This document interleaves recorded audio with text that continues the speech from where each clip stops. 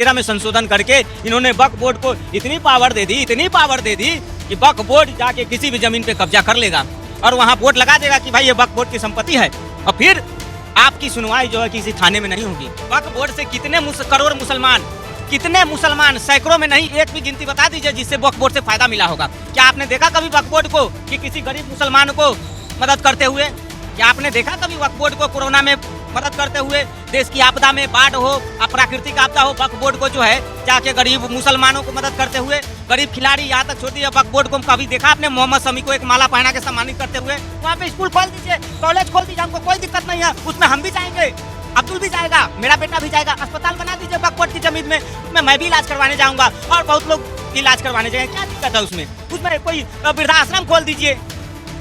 वृद्धाश्रम खोल दीजिए, सभी धर्मों के लोग जो है कि उसमें जाके जो बेसहाय है, जो कह रहे हैं कि बांग्लादेशी और रोहिंग्या कहाँ जाएंगे, बहुत लोग ये भी बोल रहे हैं ना कि बुलडोजर चल रहा है, बांग्लादेशी और रोहिंग्या कहाँ जाएंगे। तो भाई वक्फ बोर्ड के जमीन पे बना दिया जाए शेल्टर होम, वहाँ पे रहेंगे ये लोग। कांग्रेस पार्टी कर रही है, समाजवादी कर रही है, MIM कर रहे हैं, ओवैसी कर रहे हैं, तभी तो ये है तौबा कर रहे हैं। ये जो आज जंतर मंतर पे इकट्ठा हुए हैं, वो ओवैसी और तमाम जो मौलवी और मौलाना, वो अपने लिए इकट्ठा हुए हैं, क्योंकि इनका अगर बिल पास हो गया भाई साहब तो इनका दुकान बंद हो जाएगा। जो लाखों और करोड़ों महीना में आ रहा है जेब में, वो बंद हो जाएगा। पैसा दे के 500 की टिकट करवा के लोग आए हैं जंतर मंतर में। कोई उसमें गरीब मुसलमान बता दीजिए, उसमें से आधा लोगों को मालूम नहीं है जो क्यों आए हैं। हाथ में जो तख्ती है ना, न्यूज वाले दिखा रहे हैं, नेशनल चैनल वाले, हाथ में जो तख्ती लिए हैं वो पढ़ने नहीं आ रहा है, बस हाथ में उनको तख्ती लगा के खड़ा कर दिया गया है कि भैया जाके वहाँ पे शाहीन बाग रिपीट का जो है देश का माहौल खराब करना चाहते हैं। आज वक्फ बोर्ड में जो पदाधिकारी है वो दूसरी तरफ कांग्रेस और समाजवादी में नेता है, जो कांग्रेस और समाजवादी के नेता है वो वक्फ बोर्ड के पदाधिकारी है। तो ये वही बात हो गई ना, जो शक्तिमान है वही गंगाधर है, जो चाचा है वही भतीजा है, जो भतीजा वही चाचा है। तो ये नहीं चलेगा। दिल्ली में आज जंतर मंतर पे वक्फ संशोधन बिल को लेकर के बहुत ज़बरदस्त प्रोटेस्ट देखने को मिला। लाखों की संख्या में वहां पर मुसलमान इकट्ठा हुए और जो मोदी सरकार वक्फ संशोधन बिल ला रही है उसके खिलाफ प्रदर्शन किया। इसी पर आज हमारे साथ बात करने के लिए रतन रंजन जी हैं, जो कि पॉलिटिकल सटायर करते हैं। आपने इनको अलग अलग गेटअप में देखा होगा, अभी ये केजरीवाल के गेटअप में। पॉलिटिकल सटायर आज से नहीं होता आ रहा है, शुरू से होता हुआ, और ये हेल्दी डेमोक्रेसी के लिए एक अच्छी बात है। तो कैसे देख रहे हैं वक्फ, आज अलग इसमें आए आप? बिल्कुल, देखिए मैं तो आपके चैनल के माध्यम से लोगों तक अपनी बात पहुंचाना चाहता हूं कि देख सकते हैं किस तरह से जो है देश की विकास, देश का जो पूरे विश्व में एक डंका बज रहा है, वो हजम नहीं हो रहा है विपक्ष को। इसलिए मैं कह रहा हूं कि आज जो वक्फ के लिए जो लोग इकट्ठा हुए हैं वो आम लोग नहीं हैं, आम मुसलमान नहीं हैं, वो एक राजनीतिक दल से वास्ता रखने वाले लोग हैं। कौन से?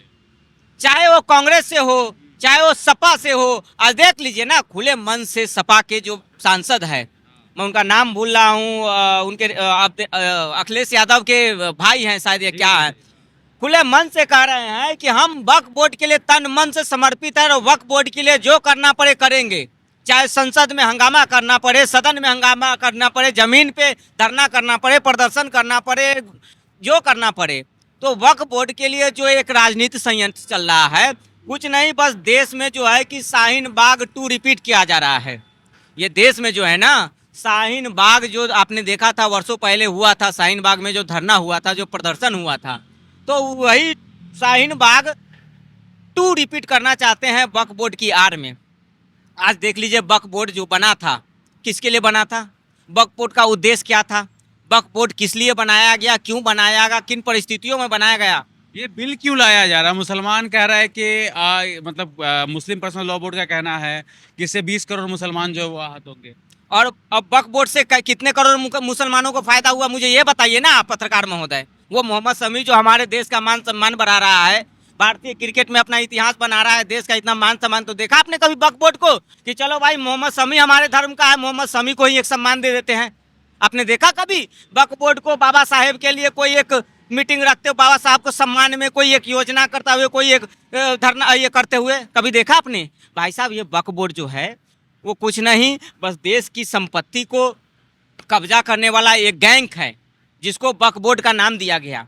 2013 में जब कांग्रेस की लास्ट सरकार थी, 2014 खत्म ही हो गई 2013 में, तो कांग्रेस ने क्या किया कि भैया हम तो जा ही रहे हैं सत्ता से, कम से कम अपने हमारे जो वोट बैंक है ना, हमारे जो चहीते हैं, उनको कम से कम इतना पावर दे दिया जाए कि हम रहे या ना रहे सत्ता में, ये लोग देश की संपत्ति पे कब्जा करते रहेंगे, देश की संपत्ति का गलत इस्तेमाल करते रहेंगे। 2013 में संशोधन करके इन्होंने वक्फ बोर्ड को इतनी पावर दे दी कि वक्फ बोर्ड जाके किसी भी जमीन पे कब्जा कर लेगा और वहाँ बोर्ड लगा देगा कि भाई ये वक्फ बोर्ड की संपत्ति है, और फिर आपकी सुनवाई जो है किसी थाने में नहीं होगी, किसी न्यायालय में नहीं होगी।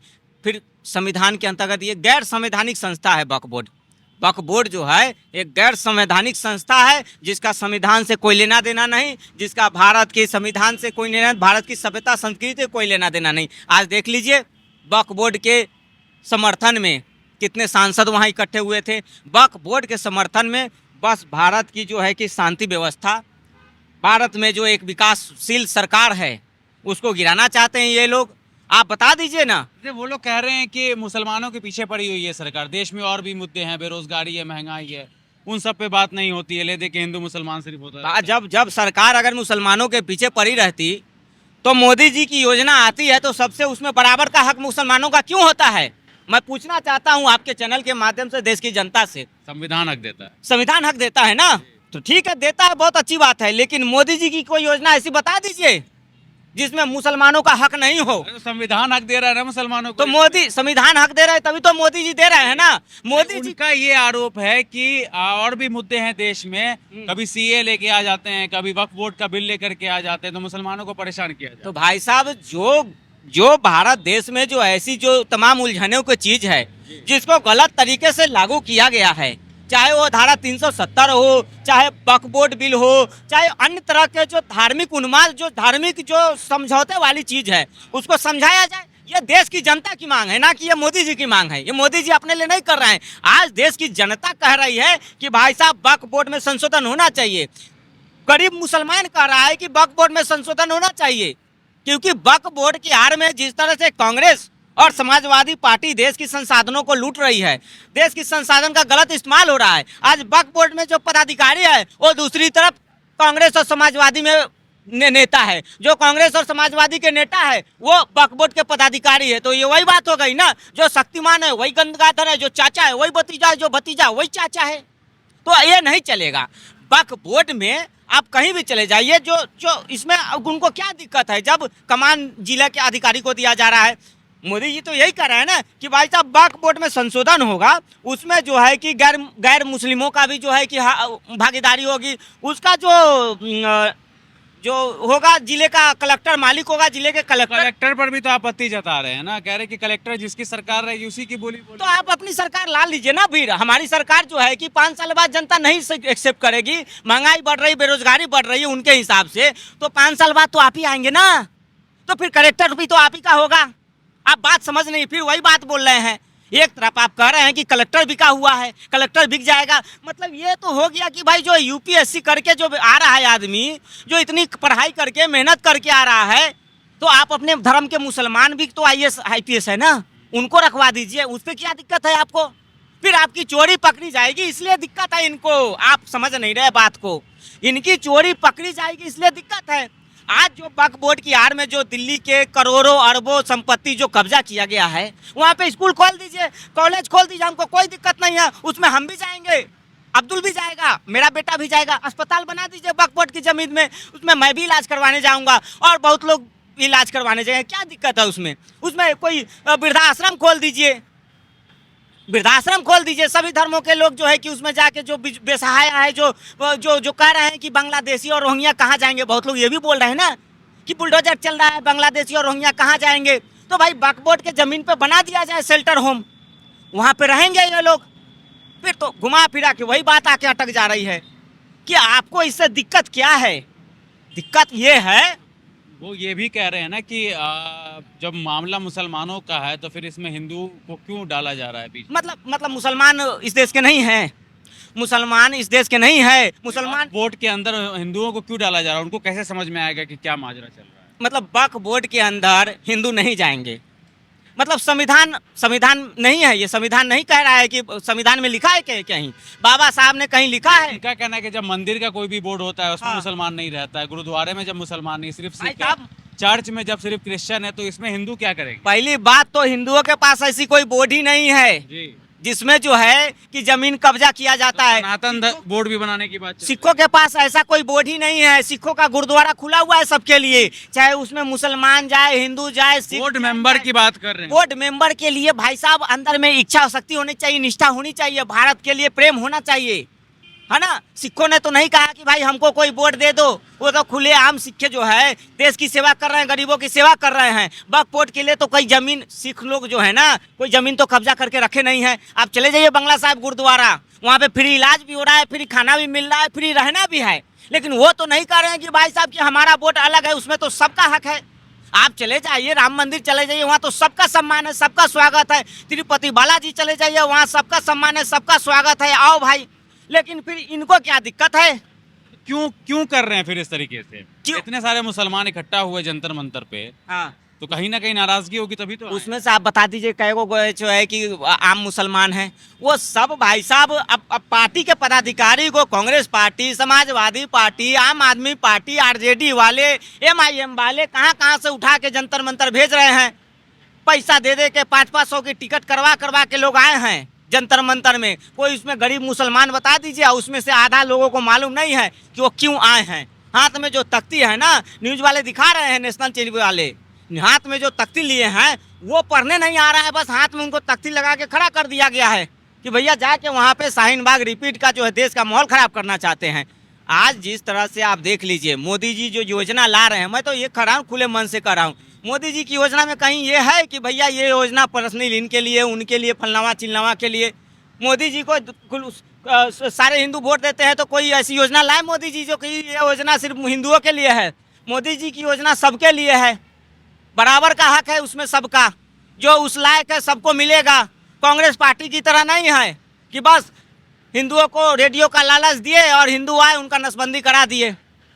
तो आज जो वक्फ बोर्ड में संशोधन की मांग उठ रही है, ये बहुत ही अच्छी बात है और देश की जनता का ये मांग है, ना कि मोदी जी अपने लिए मांग रहे हैं। मोदी जी वो जमीन को अपने घर तो बनाएंगे नहीं, मोदी जी उसमें अपना तो कोई फैक्ट्री खोलेंगे नहीं, ना मोदी जी का लड़का है जो वक्फ बोर्ड की संपत्ति में फैक्ट्री खोलेगा, ना योगी जी का लड़का खोलेगा, ना कोई भाजपा वाले।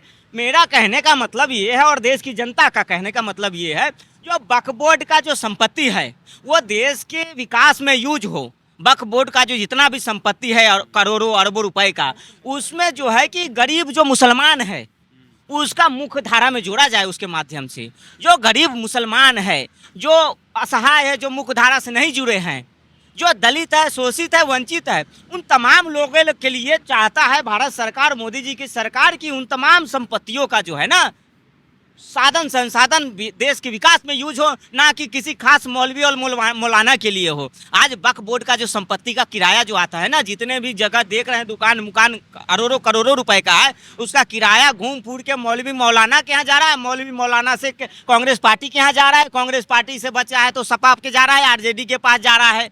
तो ये नहीं होगा। ये वक्फ बोर्ड की संपत्ति का मिसयूज हो रहा है, कांग्रेस पार्टी कर रही है, समाजवादी कर रही है, MIM कर रहे हैं, ओवैसी कर रहे हैं, तभी तो ये है तौबा कर रहे हैं। ये जो आज जंतर मंतर पे इकट्ठा हुए हैं वो ओवैसी और तमाम जो मौलवी और मौलाना वो अपने लिए इकट्ठा हुए हैं, क्योंकि इनका अगर बिल पास हो गया भाई साहब तो इनका दुकान बंद हो जाएगा। जो लाखों और करोड़ों महीना में आ रहा है जेब में वो बंद हो जाएगा। मैं तो कहता हूँ कि आज शुरू से लेके अब तक जो जो वक्फ बोर्ड में पदाधिकारी रहे हैं उनका ED और CBI से जांच कराया जाए। क्या मौलाना मौलवी के पास इतने करोड़ों रुपए आए कहाँ से? इतने महंगे घर, इतने महंगे गाड़ी में ये चल कहाँ से रहे हैं? बताइए ना, बताइए। पहली बात तो ये देश में अल्पसंख्यक सब हटा देना चाहिए मुसलमानों के साथ से। जब 20 करोड़ ये हो गए तो अल्पसंख्यक कहाँ से हो गए? सिखों को कहा देखा आपने कभी सुनते हुए कहते हुए कि हम अल्पसंख्यक है? जैनों को सुना आपने कभी कहते हुए कि भाई हम अल्पसंख्यक है? पारसियों को नहीं। ये मुसलमान जो है ना, ये अल्पसंख्यक शब्द जो दिया गया, इसके आड़ में देश का जो है कि विनाश कर रहे हैं। अल्पसंख्यक 20 करोड़ हो गए फिर भी कह रहे हैं कि अल्पसंख्यक है। तो भाई आप 20 करोड़ हो गए फिर भी अल्पसंख्यक हो, इसका जिम्मेदार कौन है? आप हो। आप अपने बच्चे को IAS IPS बनाना नहीं चाहते हो, डॉक्टर इंजीनियर बनाना नहीं चाहते हो। आप अपने बच्चे को कहते हैं कि बच्चों जाओ, जन्म लिया और मदरसे में चले जाओ। तो फिर कैसे होगा विकास आपका? कैसे होगा? आप अपने जब तक बच्चे को डॉक्टर इंजीनियर नहीं बनाओगे, स्कूल कॉलेज में नहीं भेजोगे, ट्यूशन नहीं पढ़ाओगे, है ना, इंग्लिश नहीं सिखाओगे, कंप्यूटर नहीं सिखाओगे, तो फिर कैसे होगा विकास। भारत के मुसलमान जब सऊदी अरब जाते हैं ना या अन्य किसी देश, तो इनको नफरत की दृष्टि से देखा जाता है। खुले मन से आपके चैनल से और जिम्मेदारी पूर्वक बोल रहा हूँ, जिम्मेदारी से बोल रहा हूँ। भारत का मुसलमान अगर किसी दूसरे अरब कंट्री जाता है, कोई मुस्लिम भारतीय मुसलमान है इसलिए, भारतीय मुसलमान है इसलिए, भारत के मुसलमानों से अन्य देश के मुसलमान नफरत करते हैं, उनको वो भाव से नहीं देखते हैं जो भावना से उनको देखना चाहिए था। क्योंकि अन्य देश के मुसलमान जानते हैं कि भाई साहब ये जो मुसलमान है, ये जिस देश में रह रहे हैं, खा रहे हैं, उनका जब गुणगान नहीं गा रहे हैं तो हमारे देश में आके ये क्या करेंगे, हमारा तो होंगे ही नहीं। जिस दो देश इनको रहने के लिए दे रहा है, जो देश का ये खा रहे हैं, उसका जब ये नहीं गा रहे हैं तो हमारे देश के क्या मानेंगे ये। तो भारत के मुसलमान जब दूसरे जगह जाते हैं ना, तो इनको हीन दृष्टि भावना से देखी जाती है, वो आदर सत्कार नहीं मिल पाता है। क्या इसके पीछे क्या कारण है? कुछ ना कुछ कारण तो होगी। क्या कारण है इसके? पूरे देश की दुनिया जान रही है भाई साहब। मतलब किसका खा रहा है मुसलमान? अरे जब देश का आप खा रहे हैं, देश में आप जन्म लिया, आप देश को अपना नहीं मान रहे हैं, आप कहेंगे हम वंदे मातरम नहीं गाएंगे, हमको उठने में दिक्कत होती है राष्ट्रगान में, तो देश का जो है ना, पूरे जो 52 कंट्री 56 कंट्री मुसलमान के हैं, वो सब समझते हैं, सब समझते हैं। जब ये अरब सऊदी में जाते हैं और किसी मुस्लिम कंट्री में, तो वहाँ पे ये लोग जो है ना सड़कों पे नमाज नहीं पढ़ते हैं। यहाँ देखते हैं ना आपकी, कहीं जहाँ मन हुआ लेट गए, जहाँ मन किया चादर बिछा के जो है कि कह दिए कि भाई हमारा जो है कि ये चला है। दूसरे कंट्री में जाते हैं तो ये लोग एकदम राइट टाइम रहते हैं, थूकते भी नहीं हैं। थूक जो है ना गोट जाते हैं कि भैया थूकेंगे, नमाज तो छोड़ दो, अगर थूक दिए सड़क पे तो जुर्माना और जेल चला जाएगा। चलिए, तो फिर मुसलमानों को क्या संदेश देना? मैं यही संदेश देना चाहता हूँ कि मुसलमान जो हैं वो घबराए नहीं। उनको जो है कि ये इस तरह से जो है ना वक्फ बोर्ड संशोधन की आड़ में उनको बरगलाया जा रहा है, उनको ये दंगे की आड़ में ले जाना चाहते हैं, सबके हाथ में पत्थर फिर थमाना चाहते हैं। एक तरफ मोदी जी कह रहे हैं कि आजकल डिजिटल क्रांति आ गई, 5G आ गया, 5G से लोग जो है कि लैपटॉप दे रहे हैं, मोदी जी किताब दे रहे हैं, स्कूलें खोल रहे हैं, कॉलेजें खोल रहे हैं, नालंदा विश्वविद्यालय खोल गया। उसमें क्या आपने देखा है कि किसी मुसलमानों की एंट्री बैन है? नालंदा विश्वविद्यालय खुला ना, खुला कि नहीं खुला, मैं आपसे पूछना चाहता हूँ। तो हिंदुओं की एंट्री भी तो बैन नहीं है अलीगढ़ मुस्लिम यूनिवर्सिटी में, तो फिर पर्व त्योहार क्यों बैन है? फिर होली क्यों बंद कर? नमाज भी तो नहीं पढ़ने देंगे लोग, ऐसा ही बोलेंगे नमाज पढ़ते तो FIR। प्रक्रिया होता है ना, प्रक्रिया होता है। खुले में कुछ नहीं करना है तो कुछ नहीं करे। ऐसा प्रक्रिया है ना कि आप शासन प्रशासन से अनुमति लोगे ना, शासन प्रशासन से अनुमति लोगे कि बस ऐसी जहाँ दिखाई तवा परात वहीं बिताई सारी रात। हिंदुओं के भी धार्मिक काम जो धार्मिक कार्यक्रम रोड पे होते हैं। अरे तो भैया कहाँ रोड पे, हम तो उसके लिए शासन प्रशासन से परमिशन लेते हैं, उनको अवगत कराते हैं कि भैया ये हम आप कोई भंडारा जब होता है ना या कोई प्रोग्राम होता है तो बजाबते जो है कि हम लोग लिखित देते हैं कि भाई साहब थाने में या विधायक को सांसद को, भाई साहब यहाँ पे जो है ना इस तरह का प्रोग्राम रखा गया है। ऐसा नहीं कि जहाँ मन किए वहाँ पे जो है कि बिठा दिए, तो कोई व्यवस्था होता है, विधि व्यवस्था होता है। बात है मुद्दे की कि वक्फ बोर्ड के आड़ में जो है जो दिल्ली में नई सरकार बनी है, इस पे कीचड़ उछालने की कोशिश हो रही है। हैदराबाद से आ रहे हैं लोग उछल उछल के, हैदराबाद से आ रहे हैं, बिहार से आ रहे हैं ट्रेन पकड़ पकड़ के 400 का टिकट लेके कि भैया जाओ वहाँ दिल्ली जंतर मंतर पे किसी तरह माहौल ख़राब करो दिल्ली का। लेकिन ये लोग ये नहीं देख रहे हैं कि दिल्ली में जिस तरह से नई सरकार बनी है वो काम करने के लिए एक मैप तैयार कर रही है, ब्लूप्रिंट तैयार कर रही है कि कैसे दिल्ली की जनता को सहूलियत दिया जाए, कैसे दिल्ली में जो तमाम जो A to Z क्लास है, चाहे निम्न वर्ग हो, उच्च वर्ग हो, मध्यम वर्ग हो, उनको किस तरह से सहूलियत दिया जाए। एक तरफ मोदी जी 12 लाख तक टैक्स फ्री कर रहे हैं, उसमें देखा है कभी हिंदू और मुस्लिम को यह है कि भैया मुस्लिम है तो इसको नहीं मिलेगा, हिंदू को सिर्फ मिलेगा? हाँ, अब बताइए ना, इसका जवाब नहीं है किसी के पास। लेकिन जब संशोधन हो रहा है वक्फ बोर्ड में, आपको क्या दिक्कत हो रही है? आप संशोधन हो रहा है उसको देखिए, अगर फिर उसमें अगर लगे कोई दिक्कत है तो आवाज़ उठाइए, देश की जनता आपके साथ खड़ी होगी। संशोधन तो होने दीजिए, संशोधन होने के बाद उसकी क्या प्रक्रिया है, किसको फायदा है, किसको नुकसान है। फायदा इससे देश की जनता को है, चाहे हिंदू हो मुसलमान हो, और नुकसान उन तमाम पार्टियों का है जो अपने पार्टी के नेता को वक्फ बोर्ड में अधिकारी बना के भेजे हुए हैं। मैं पहले ही आपको बोला हूँ, जो चाचा है वही भतीजा है, जो भतीजा है वही चाचा है। मतलब एक तरफ वक्फ बोर्ड में जो अधिकारी बैठे हैं ना, उसका आप हिस्ट्री निकाल के देखिए तो कहीं ना कहीं कांग्रेस का नेता निकलेगा, नहीं तो समाजवादी का नेता निकलेगा, RJD का नेता निकलेगा। भैया क्यों? क्यों? ये नेता क्यों बैठेंगे, गरीब मुसलमान क्यों नहीं होगा, कोई मौलाना कोई मौलवी क्यों नहीं होगा अधिकारी पदाधिकारी। तो कहने का मतलब यही है कि वक्फ बोर्ड की संपत्ति की जांच हो जाए, जहां जहां जो व्यवस्थाएं हैं उसको जो है कि सरकार जनता के यूज में लाए, है ना। आज देख लीजिए ऑटो वाले लोग, ये पार्किंग की कितनी कमी है दिल्ली में। भाई वक्फ बोर्ड वाले दे दो डीडीए के लिए, दे दो डीडीए को, आपको उस तनख्वाह भी मिलेगी, ऑटो वाले के लिए पार्किंग की सुविधा भी हो जाएगी।